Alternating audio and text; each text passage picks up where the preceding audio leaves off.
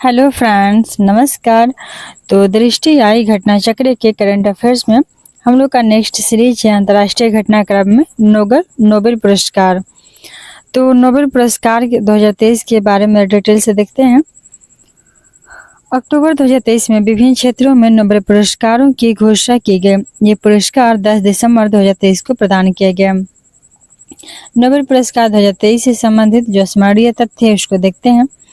तो अर्थशास्त्र का नोबेल पुरस्कार 2023 में जो दिया गया है 9 अक्टूबर 2023 को स्टॉकहोम जो स्वीडन देश में स्थित है the royal Swedish academy of science द्वारा 2023 हेतु अर्थशास्त्र के नोबेल पुरस्कार 2023 की घोषणा की गई। तो स्वीडन के स्टॉकहोम से अर्थशास्त्र के क्षेत्र में नोबेल प्राइज का घोषणा किया गया the royal Swedish academy of science के द्वारा। नेक्स्ट है कि यह पुरस्कार जो है वो क्लॉडिया गोल्डिन को प्रदान किया गया है। अर्थशास्त्र के क्षेत्र में नोबेल पुरस्कार क्लॉडिया गोल्डिन को दिया गया। अर्थशास्त्र के क्षेत्र में नोबेल पुरस्कार क्लॉडिया गोल्डिन को दिया गया है। क्लॉडिया गोल्डिन जो है वो अर्थशास्त्र का नोबेल पुरस्कार जीतने वाली तीसरी महिला बन चुकी हैं। इनके पहले क्लॉडिया गोल्डिन के पहले वर्ष 2009 में एलिनोर ओस्ट्रोम एवं वर्ष 2019 में एस्थर डफ्लो यह पुरस्कार जीत चुकी हैं। तो 2009 में एलिनोर ओस्ट्रोम और 2019 में एस्थर डफ्लो ये पुरस्कार को जीत गए और इस बार क्लॉडिया गोल्डिन को ये अर्थशास्त्र का नोबेल मिला है।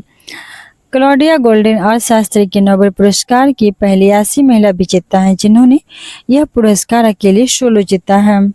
इसके पहले जो दो महिलाएं जीती वो लोग किसी के साथ जीती हैं, पर ये सोलो जीत गई हैं क्लॉडिया गोल्डिन। नेक्स्ट पॉइंट है कि जबकि पहली दो महिला विजेताओं ने यह पुरस्कार संयुक्त रूप से जीता था। उल्लेखनीय है कि क्लॉडिया गोल्डिन अमेरिकी अर्थशास्त्री अमेरिका के हार्वर्ड विश्वविद्यालय की प्रोफेसर हैं। क्लॉडिया गोल्डिन अमेरिका के इकोनॉमिस्ट हैं और हार्वर्ड विश्वविद्यालय के प्रोफेसर हैं। उन्हें महिलाओं के संदर्भ में श्रम बाजार लेबर मार्केट के परिणामों के बारे में हमारी समझ को उन्नत करने के लिए यह पुरस्कार दिया गया है। तो श्रम बाजार लेबर मार्केट के परिणाम के बारे में उनको ये पुरस्कार दिया गया। नेक्स्ट है नोबेल शांति पुरस्कार 2023। तो इकोनॉमिक्स का मिल गया है क्लॉडिया गोल्डिन की, ये प्रोफेसर हैं हार्वर्ड यूनिवर्सिटी में। अगला पुरस्कार है शांति का। तो शांति को पुरस्कार दिया गया ओस्लो नॉर्वे स्थित द नॉर्वेजियन नोबेल कमेटी के द्वारा। तो नॉर्वे स्थित नॉर्वेजियन नोबेल कमेटी के द्वारा वर्ष 2023 के नोबेल शांति पुरस्कार की घोषणा की गई है। यह जो पुरस्कार है वो ईरान के नरगिस मोहम्मदी को प्रदान किया गया है। नोबेल शांति पुरस्कार ईरान के नरगिस मोहम्मदी को यह पुरस्कार दिया गया है। उन्हें यह पुरस्कार ईरान में महिलाओं के उत्पीड़न के विरुद्ध लड़ाई और सभी के लिए मानवाधिकारों एवं स्वतंत्रता को बढ़ावा देने के और नरगिस मोहम्मदी को उनके प्रयासों के लिए दिया गया है। ज्ञातव्य है कि जो नरगिस मोहम्मदी हैं वो एक मानवाधिकार कार्यकर्त्री एवं स्वतंत्रता सेनानी हैं। एक स्वतंत्रता सेनानी भी है नरगिस मोहम्मदी और मानवाधिकार कार्यकर्त्री भी हैं। आगे देखते हैं। तो नेक्स्ट पॉइंट है कि नोबेल पुरस्कार की घोषणा के समय नरगिस मोहम्मदी जो है तो नरगिस कैद में थी। और उल्लेखनीय है कि नरगिस मोहम्मदी नोबेल शांति पुरस्कार जीतने वाले विश्व की 19वीं तथा ईरान की दूसरी महिला बन गई हैं। तो ईरान देश में इनसे पहले भी एक महिला को नोबेल शांति का नोबेल पुरस्कार मिल गया है। इनके पहले 2003 में ईरान की शिरीन एबादी थी, इनको भी नोबेल शांति पुरस्कार जीतने वाली प्रथम ईरानी महिला बनी थी शिरीन एबादी, और अब बन गई है नरगिस मोहम्मदी। साहित्य के क्षेत्र का नोबेल पुरस्कार अब देख लेते हैं। शांति हो गया, इकोनॉमिक हो गया, अब देखते हैं साहित्य का। तो एक बार इसको रिपीट कर लेते हैं। जो शांति का था वो नरगिस मोहम्मदी को, अर्थशास्त्र वाला क्लाउडिया को मिला है। आगे देखते हैं। तो 5 अक्टूबर 2023 को स्टॉकहोम स्थित द स्वीडिश एकेडमी द्वारा वर्ष 2023 हेतु साहित्य के नोबेल पुरस्कार की घोषणा की गई।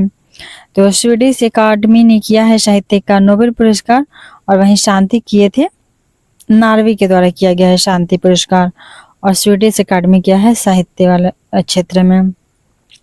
वर्ष 2023 हेतु साहित्य का नोबेल पुरस्कार नॉर्वेजियन लेखक हैं जॉन ओलाव फासे। तो जॉन ओलाव फासे को यह पुरस्कार प्रदान किया गया है।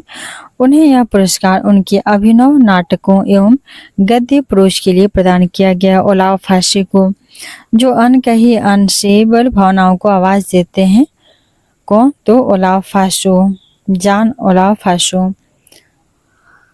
तो साहित्य के क्षेत्र में मिल गया है, नॉर्वेजियन है जॉन ओलाव फासो को। नेक्स्ट है रसायन विज्ञान का नोबेल पुरस्कार 2023। रसायन विज्ञान का नोबेल पुरस्कार 2023 देख लेते हैं हम। तो 4 अक्टूबर 2023 को स्वीडन के स्टॉकहोम स्थित the royal Swedish academy of sciences द्वारा वर्ष 2023 हेतु रसायन विज्ञान के क्षेत्र के नोबेल पुरस्कार the Nobel prize in chemistry की घोषणा की गई। यह पुरस्कार संयुक्त रूप से 3 वैज्ञानिकों को प्रदान किया गया है। पहला है मॉन्गी जी बाविंडी। तो Moungi ji Bawendi Massachusetts Institute of Technology MIT America को मिला है। मॉन्गी जी बाविंडी MIT अमेरिका को मिल गया है यह पुरस्कार रसायन क्षेत्र में। दूसरा है लुइस ई ब्रूस। तो सेकेंड है लुइस ई ब्रूस, कोलंबिया विश्वविद्यालय, ये भी अमेरिका के हैं, इनको मिला है। और थर्ड है एलेक्सी आई एकिमो। तो तीसरे एलेक्सी आई एकिमो जो नैनो क्रिस्टस टेक्नोलॉजी इंक अमेरिका है, इन तीनों को मिल गया है। तो रसायन में 3 लोग को मिला है, मॉन्गी को मिला है, लुइस को मिला है और एलेक्सी को। तीनों नाम याद रखना है, Moungi, Louis, Alexei. Moungi, Louis, Alexei, Moungi, Louis, Alexei, इन तीनों को मिल गया है रसायन का Nobel, Moungi, Louis and Alexei. इन तीनों वैज्ञानिकों को यह पुरस्कार क्वांटम डॉट्स की खोज एवं संश्लेषण के लिए प्रदान किया गया है, मॉन्गी, एलेक्सी और लुइस। क्वांटम डॉट्स का प्रयोग वर्तमान में क्यूलेट तकनीक पे आधारित कंप्यूटर मॉनिटर एवं टेलीविजन स्क्रीन को प्रकाशित करने में किया जाता है। तो क्वांटम डॉट्स का प्रयोग किस लिए होता है? वर्तमान में क्यूलेट तकनीक पे आधारित कंप्यूटर मॉनिटर और टेलीविजन स्क्रीन को प्रकाशित करने में। इसका जो क्वांटम तकनीक है, इसका प्रयोग LED लैंप में भी किया जाता है। साथ ही ये रोगी के शरीर से ट्यूमर वाले ऊतकों को हटाने में अपने स्वच्छ प्रकाश क्लियर लाइट से चिकित्सकों का मार्गदर्शन भी करते हैं। तो ट्यूमर हटाने में चिकित्सा क्षेत्र में इसका प्रयोग होता है, टीबी में होगा और LED लैंप में होता है। और तीनों लोग को संयुक्त रूप से रसायन का नोबेल मिल गया है। एलेक्सी हो गया, लुइस हो गया और क्या था? मॉन्गी था। एलेक्सी, लुइस और मॉन्गी। नेक्स्ट देखते हैं भौतिकी विज्ञान का नोबेल पुरस्कार 2023। तो रसायन में 3 लोगों को मिला था, भौतिकी में देख लेते हैं हम। तो इसको दिया गया है, जारी किया गया है स्टॉकहोम स्वीडन स्थित the royal Swedish academy of sciences द्वारा। और इसी के द्वारा जो पहला था इकोनॉमिक्स अर्थशास्त्र के क्षेत्र में भी the royal Swedish academy of sciences द्वारा ही दिया गया था। तो भौतिकी विज्ञान के क्षेत्र के नोबेल पुरस्कार की घोषणा की गई। यह पुरस्कार संयुक्त रूप से 3 वैज्ञानिकों को प्रदान किया गया। रसायन भी 3 लोग को और भौतिकी में भी 3 लोग को। और 3 लोग ये कौन है? तो ये हैं पियरे एगोस्टिनी हैं जो अमेरिका के हैं, दूसरे हैं फ्रैंक क्राउसज जो जर्मनी के हैं, और तीसरे हैं एनी अल्हुइलियर जो स्वीडन के हैं। तो पियरे फेरेंक और एनी इन तीनों लोगों को भौतिकी में मिल गया है। पियरे फेरेंक और एनी को। आगे देखते हैं, इसको ऐसे भी याद रख सकते हैं, एनी आपका फ्रॉक पीला है, पियर है, तो एनी फेरेंक पियर है। एनी का फ्रॉक जो है वो पियर है, पीला है, तो एनी फेरेंक पियरे हो जाएंगे। इनको मिल गया है क्या? तो इनको भौतिकी का नोबेल। एनी आपके फ्रॉक पियरे हैं, तो एनी फेरेंक पियरे, इन तीनों लोग को मिल गया है भौतिकी का नोबेल। इन तीनों वैज्ञानिकों को यह पुरस्कार पदार्थ में इलेक्ट्रॉन गतिशीलता के अध्ययन के लिए मिला है। तो इलेक्ट्रॉन डायनेमिक्स के लिए प्रकाश के 8 सेकेंड पल्स उत्पन्न करने वाले प्रयोगात्मक तरीकों की खोज करने के लिए दिया गया है। उल्लेखनीय है कि परमाणु एवं अणुओं में इलेक्ट्रॉनों की गति जो है इतनी तीव्र या द्रुत होती है कि उन्हें A2 सेकेंड में मापा जा सकता है। ज्ञातव्य है कि एक A2 सेकेंड 10⁻18 सेकेंड के समतुल्य होता है। एक A2 सेकेंड होता है 10⁻18 सेकेंड। चिकित्सा विज्ञान का नोबेल पुरस्कार देखते हैं। तो चिकित्सा विज्ञान का नोबेल पुरस्कार किसको मिला है? 2 अक्टूबर 2023 को the Nobel assembly eight Karolinska institute चिकित्सा के क्षेत्र में जो घोषणा किया है वो किया है the Nobel assembly eight Karolinska institute ने घोषणा किया है 2023 का नोबेल देने के लिए चिकित्सा विज्ञान के क्षेत्र के नोबेल पुरस्कार की घोषणा की गई। यह पुरस्कार संयुक्त रूप से जिन 2 वैज्ञानिकों को प्रदान किया गया है उनके नाम हैं कैटालिन कारिको और ड्रू विशमैन। तो कैटालिन और विशमैन को ये दिया गया है। कैटालिन ड्रू कैटालिन, बस ऐसे याद रख लेना। तो चिकित्सा का मिला है अमेरिका के हैं कैटालिन कारिको और अमेरिका के ही है ड्रू विशमैन। इन दोनों लोगों को चिकित्सा में मिला है नोबेल, कैटालिन और ड्रू को। उपयुक्त दोनों वैज्ञानिकों की खोज कोविड-19 के विरुद्ध प्रभावी mRNA टीकों के विकास में महत्वपूर्ण साबित हुआ। तो कैटालिन और ड्रू इन दोनों लोगों ने मिलकर के कोविड-19 के विरुद्ध प्रभावी mRNA टीकों का खोज किया है। नेक्स्ट टॉपिक है टाइम्स वैश्विक विश्वविद्यालय रैंकिंग 2024, जिसको देख लेते हैं हम। टाइम्स वैश्विक विश्वविद्यालय रैंकिंग 2024 को देखते हैं। टाइम्स वैश्विक विश्वविद्यालय रैंकिंग्स ब्रिटिश पत्रिका टाइम्स हायर एजुकेशन का एक वार्षिक प्रकाशन है। जो टाइम्स वैश्विक विश्वविद्यालय रैंकिंग है 2024, यह ब्रिटिश पत्रिका टाइम्स हायर एजुकेशन का एक वार्षिक प्रकाशन है। वर्ष 2024 के रैंकिंग एक नई वैश्विक विश्वविद्यालय रैंकिंग 3.0 प्रवृत्ति WUR 3.0 पर आधारित है। इस प्रवृत्ति के अंतर्गत किसी संस्थान के प्रदर्शन को 5 क्षेत्रों में विभक्त 18 प्रदर्शन संकेतकों के आधार पर मापा जा सकता है।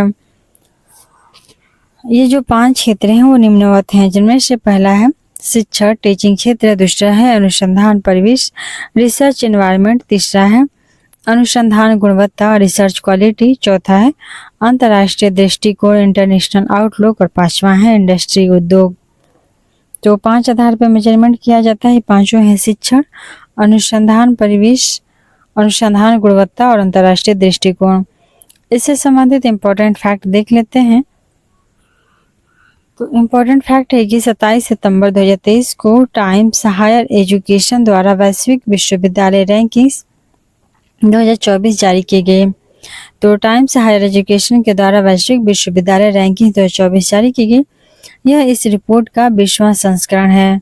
वर्ष 2024 की रैंकिंग में विश्व के 108 देशों एवं क्षेत्रों के कुल 1904 विश्वविद्यालयों को रैंक दिया गया। तो 108 देश और टोटल विश्व के 108 देश लिए गए और उन 108 देशों में से 1904 विश्वविद्यालयों को रैंकिंग दिया गया है। और इस रैंकिंग में अमेरिका के सबसे अधिक सर्वाधिक 169 संस्थान को शामिल किया गया। टाइम्स वैश्विक विश्वविद्यालय रैंकिंग 2024 में ऑक्सफोर्ड विश्वविद्यालय जो इंग्लैंड की संस्था है इसको प्रथम स्थान प्राप्त हुआ था। ऑक्सफोर्ड विश्वविद्यालय इंग्लैंड की संस्था को प्रथम स्थान मिला। वहीं ऑक्सफोर्ड विश्वविद्यालय इस रैंकिंग में लगातार 8वीं बार पहले स्थान पर काबिज हुआ है।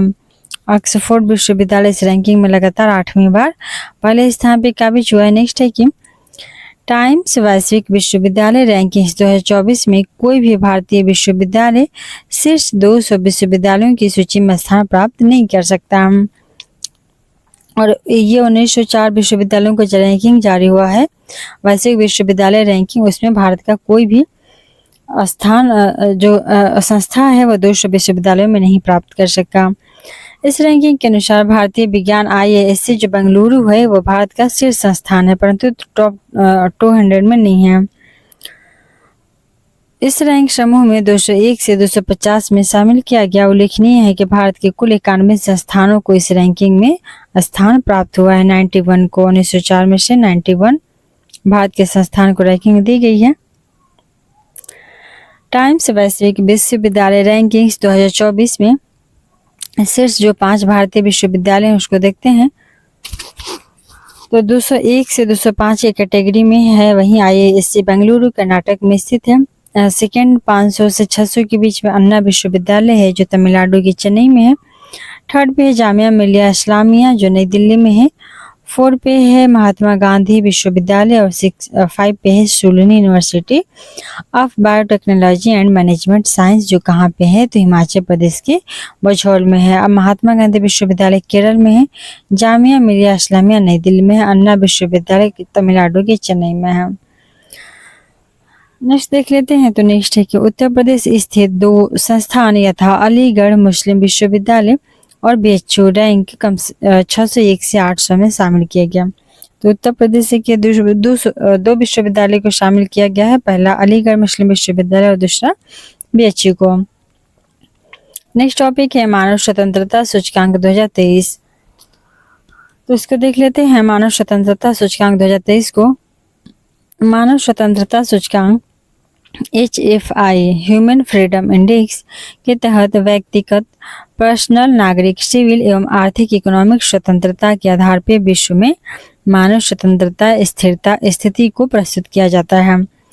तो किसी व्यक्ति का जो पर्सनल लाइफ है, उसका सिविल लाइफ है और उसका इकोनॉमिकल फ्रीडम है, तो उस बेसिस पे निकलता है HFI इंडेक्स।